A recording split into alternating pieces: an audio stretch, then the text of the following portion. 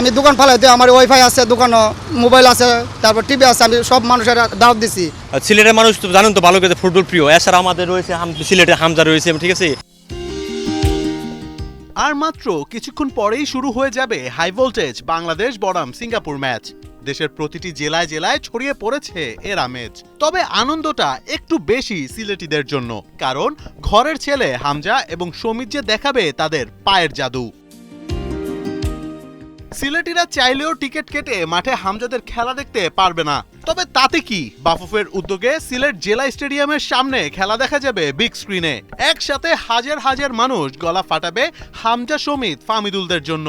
Match শুরুর আগে ইতিমধ্যে তৈরি এলইডি স্ক্রিন, এখন চলছে শুধুমাত্র শেষ মুহূর্তের প্রস্তুতি।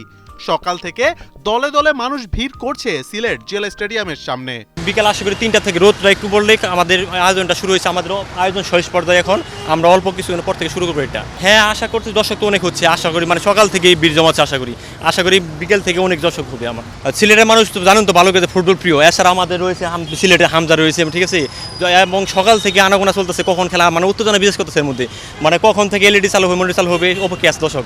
এরপর হামজা চৌধুরী, সামিদ চৌম আছে, এরা এখন জনপ্রিয়। আজকের খেলা নিয়ে আনন্দ, খুব খুশি। আমি দোকান ফালাইতে আমার ওয়াইফাই আছে, দোকানও মোবাইল আছে, তারপর টিভি আছে, আমি সব মানুষের দাওয়াত দিছি এই টিকিট খেলা, ফুটবল খেলা দেখার জন্য। মোহাম্মদ আদনান, ৭১।